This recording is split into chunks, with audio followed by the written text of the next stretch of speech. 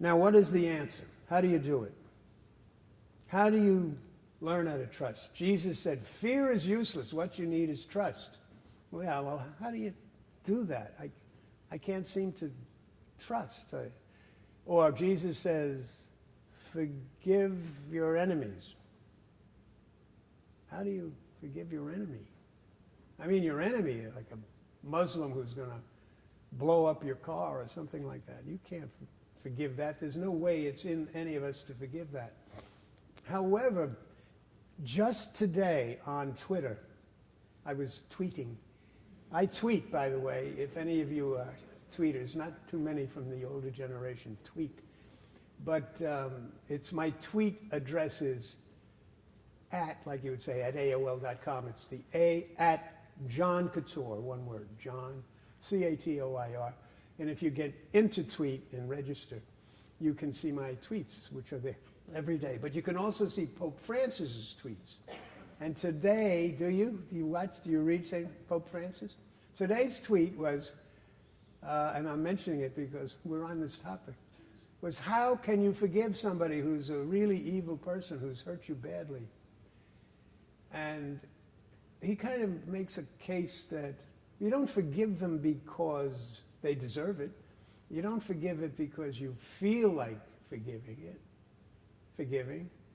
You forgive because Jesus asked you to forgive, and this is an issue that determines whether you're really a follower of Christ.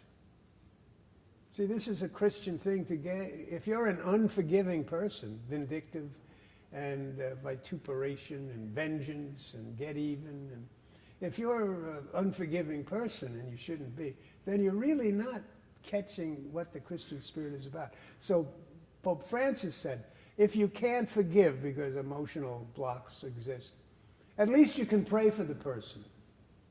You know, Albert Einstein said, there are two kinds of people. Those who do not believe in miracles, and those who believe that everything is a miracle. That's the quote. And everything is a miracle comes right down to tiny creatures. Walt Whitman said, a single mouse is miracle enough to convert 1 trillion infidels. That's a poet speaking.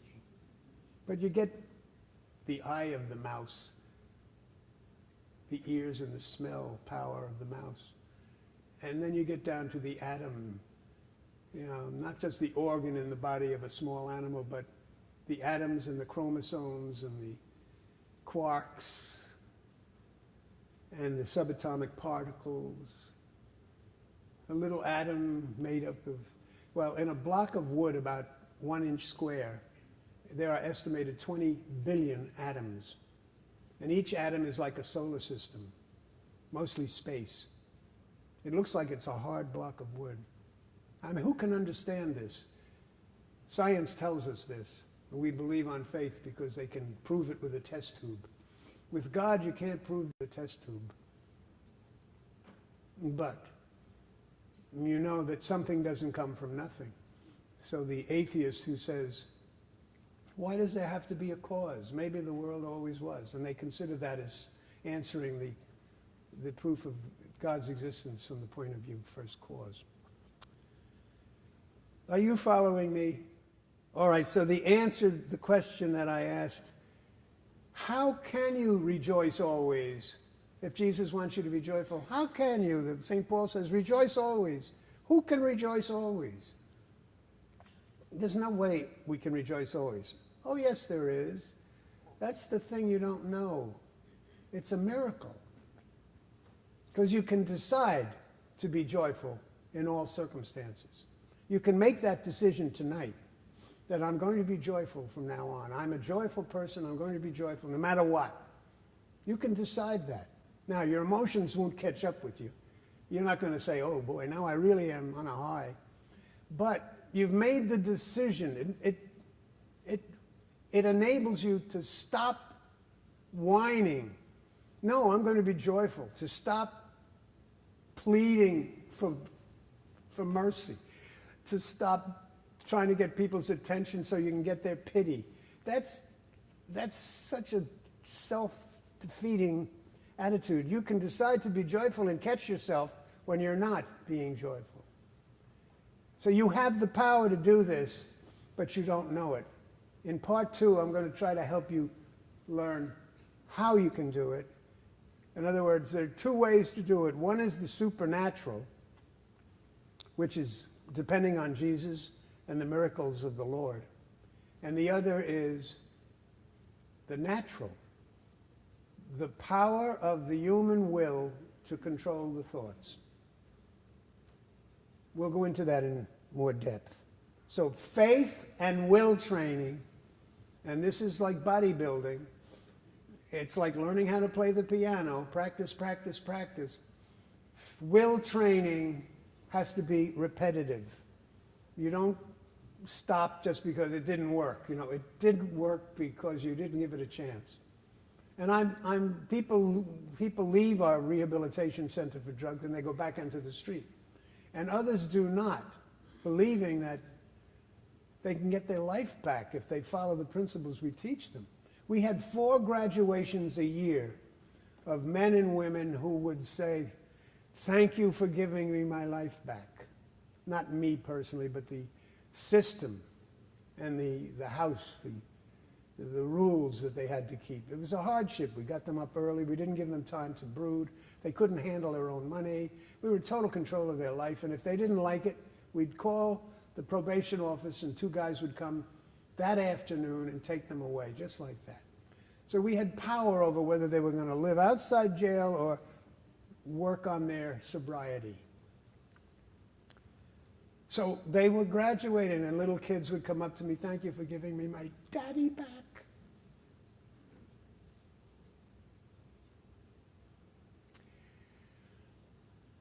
Certainly I didn't, but the Lord did. So the first step is Jesus, and you look at him and you see what he went through for you. That is power. That's real power.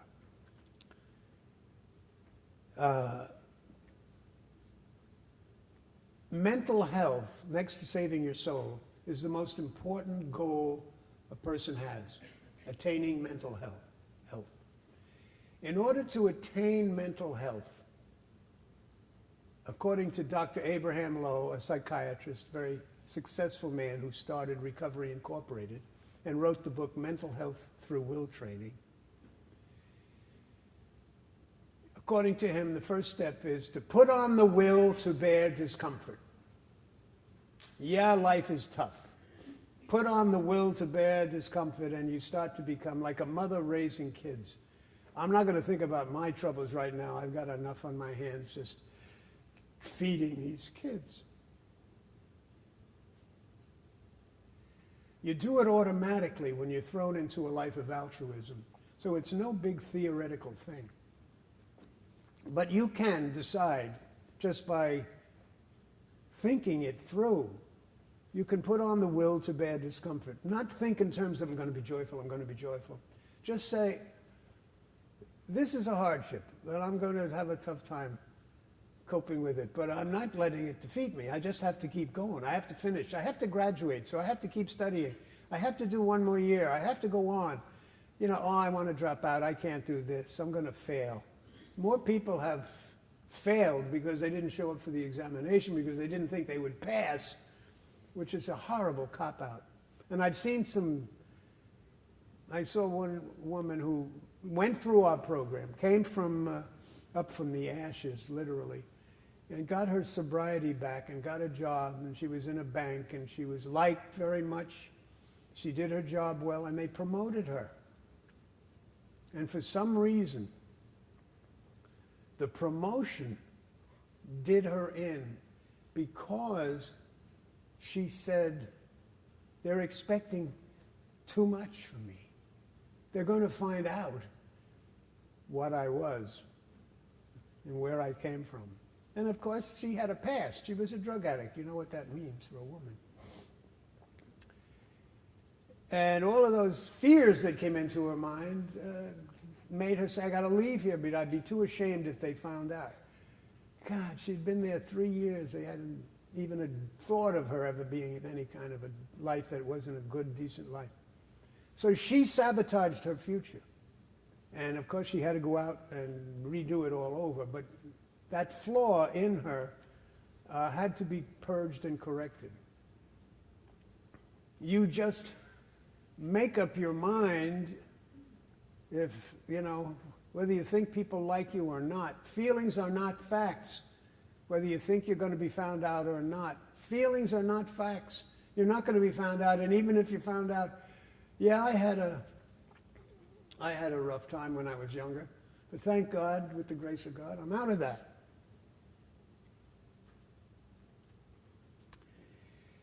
I've talked for 35, 40 minutes already. I don't know whether you realize that. So I've come to what I consider part one. And it all leads to one conclusion. In part two, it's on this side, we're going to teach you Psychology 101, sort of how to do it. And it's basically how to be your own best friend. Now, just a couple of announcements before we have a stand-up break. You're not going to go anywhere. You're just going to stretch. I will be joyful. I will be joyful. Why? I'll tell you why. Why? I'll tell you. Why? I will be joyful. I will be joyful. Because I have faith, courage, and enthusiasm. Because I have faith, courage, and enthusiasm. I don't believe it. You get a B minus. I'll check you out later. Maybe you can give me a little more guts. That was so pathetic. I got faith, courage, and enthusiasm. I know, you meant well. You meant well. I don't want to mock you. All righty, my little chickadee. Here we go. How to be your own best friend. Well, you start by not being your own worst enemy, and you have to figure out, how am I sabotaging my own happiness? You're responsible for your happiness, so therefore, you have to take responsibility for your happiness and do the things that will make you happy. Easy to say, but it's hard to discern sometimes. Let me read a few thoughts before I get into the actual how the mind works and how the person really can focus and make a goal and keep it. Some people live in a self-imposed toxic environment, a mental swamp. Their mind is so cluttered and filled with doubt and fear. It's so habitual. They call themselves warriors, but they're sloppy thinkers. And I say this without any idea to judge you, because I was a worrier. I grew up in a home where there was unemployment during the Depression, and as an infant they were scraping to put things on the table. So the insecurity of my own mother during her pregnancy and working and worrying about money and the jobs, it came into me, and as a young kid I was a worrier, and I used to do good at exams because I was worried about failing, which of course spurs you on to greater effort. So there's some advantage. But being a worrier is a habit. It's just a bad habit. It's like smoking or chewing tobacco. You don't have to be a worrier, because Jesus said, don't be anxious. Don't even be anxious about going to heaven, because I love you and I'm going to help you. You're going to be okay. And don't be anxious to, whether you're going to get fired or not, because even if you get fired, I'm going to be here.